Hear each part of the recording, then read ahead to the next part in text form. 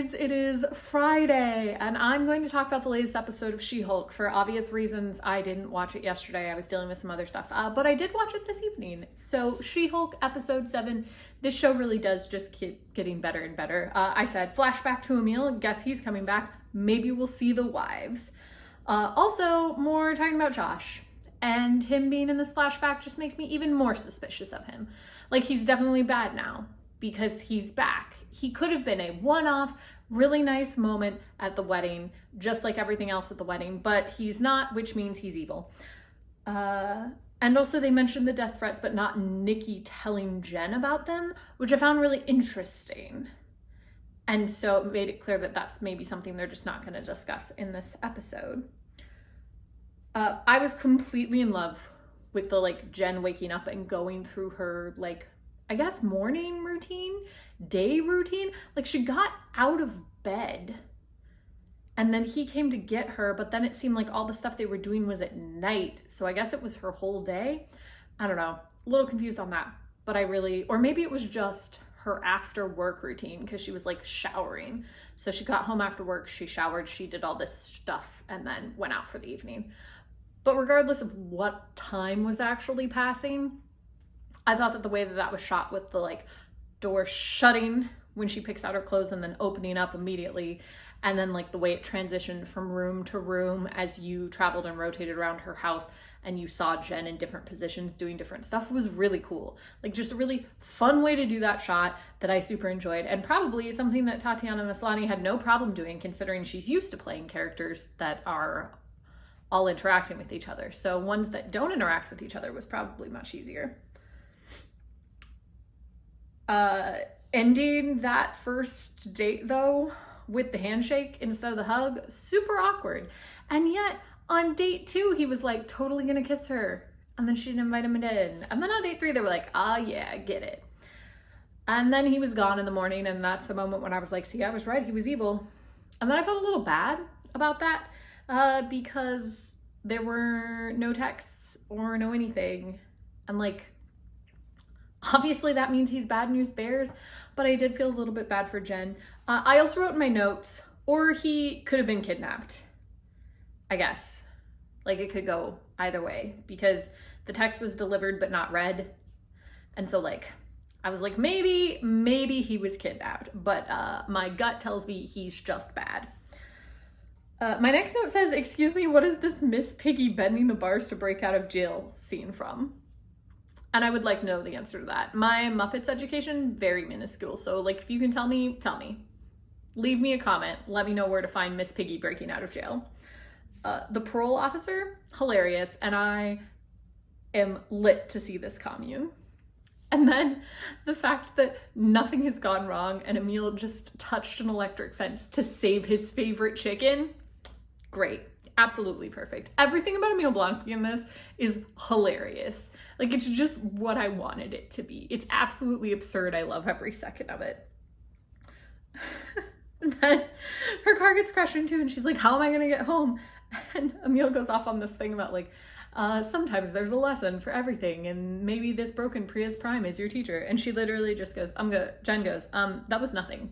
You just said nothing in response to a very straightforward question. And all I thought was, wow, Emil really has this guru stuff down. That is exactly how you guru.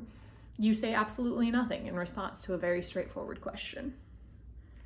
And the commune is honestly everything that I wanted. I'm so glad that the result of Jen's car getting crashed into by man bulls that she had to stay, a freaking sweat yurt and a reflecting pool. However, I do have one complaint from this whole scene and this whole episode, and that is, where are Emil's wives? He had so many wives, and they're all supposed to be here, and none of them are, not a single wife. Not even doing something domestic, bringing the group therapy session cookies or something. No wives. Where are the wives? MCU, you gave me polyamory, and then you just took away all of his wives. I guess maybe polygamy? I'm not sure. Anyway, I'm still upset about it. Give Emil back his wives. Then Oh, and then Emil, when he was like, clearly you're not in a teachable mood right now, and I respect that, and then just wandered away. I also thought that that was really golden and just very, like, cliche guru. And then the ... no service just being over Jen's head and not even necessarily seeing Jen in every shot, just like seeing that no service traveling along. I thought that was brilliant. What a great use of the like visual texting. And there were a couple of shots like of the text message stuff that I've also really enjoyed. And that is something that I loved, as you know, in Ms. Marvel, and have actually enjoyed, I think, a lot in like the MCU Disney Plus shows, like the way that they've done that, because they did a little bit of that in Moon Knight too, and I also enjoyed that. So I like the way that they've incorporated that, and I feel like it's something that's sometimes really tough to do and has had to have been played around with a lot during the modern age, where texting and communicating via messaging has like become a really big thing and needs to be like incorporated into stories. And so it's fun to see how people play with that. And I thought that the no service, especially in the shots where you don't see Jen, like where you just saw the no service like moving along above or over an area, I thought were brilliantly done and really funny, and I really enjoyed that. And then my next note says, Obama stay. I cannot believe that Emil's thing is that instead of namaste, it says Obama stay. And he just has these posters with the like abomination symbol that just says Obama stay. I died. Like, I paused and laughed because I was like, I cannot continue this. I'm gonna giggle too much. The posters in general, really great. I loved Achieve Everything. My personal favorite is the quote poster that's behind Jen in most of the shots that just says, "Today is today, Emil Blonsky." On the other list of things, like, in the same way that I really want an Avengers t-shirt, which apparently they don't sell, by the way, at least not yet. So somebody hook me up with a Redbubble. I also now want a poster that says, "Today is today, Emil Blonsky." It's just absurd. It could go right next to my "There are both wrong questions and wrong answers" penumbra poster. I would love that.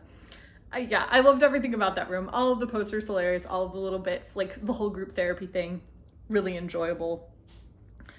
And the fourth wall break for the previously on for Wrecker, also great. Like, I liked that Jen was like, hang on a second, this guy, you probably don't remember him. And I was like, Jen, I do remember him, because I thought the guys that beat you up were hilarious, but you were right, they do need to throw this back. And I love that he and that fight were not really part of the previously on, so that they could have this fourth wall break later and add. And I enjoyed that a lot. And then I just really loved how invested everyone was in Jen's love life. Like, Manville just being like, great, great. All of them, fantastic. All of those characters, amazing. And Jen's line, I don't need you to point out my obvious mistakes. I have my mom for that. Hilarious. Like, just a banner line. And then also the vampire character whose name I have forgotten, just being like, maybe he wanted your blood. And I was like, he did.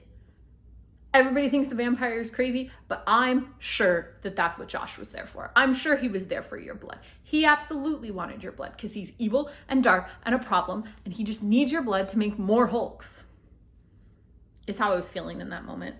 And I also loved that everyone was immediately ready to kill Josh for her. They were all like, yep, where is he? Let's kill him now. How dare he make you feel so good about being Jen and then ghost you like that? We will murder him. And Jen's whole speech about being able to transform into the hot popular girl anytime, but seeing like what a difference that makes in her life, and like how it felt like no one actually liked her. They just like this hot popular like facade she puts on, I thought was really interesting, and a fun way to speak to that sort of presentational versus like internal kind of stuff. And also, like, could be a way for her to connect with other characters. We'll have to wait and see. And then I really liked the vampire being like, and you're really sweet and nice and tasty. Damn it, went off the rails. Somebody bail me out. I thought it was so freaking funny. And then I had this moment where they're like convincing her to turn back into Jen. And I wrote, if these guys get her to trust them just to get her blood, I'm gonna laugh so hard I cry. But then they didn't. They were like, maybe there's a group of guys right here that want to spend time with Jen right now. And then she transforms back into Jen, and it was a beautiful moment. And then Porcupine took off his mask, and it was also beautiful if smelly. And it was just so freaking cute. And then them being like, delete Josh's number, also really cute. And then Jen finally leaves. And I can't remember what Emil said, something else ridiculous on her way out. And she said, despite those platitudes, I'm glad I stayed.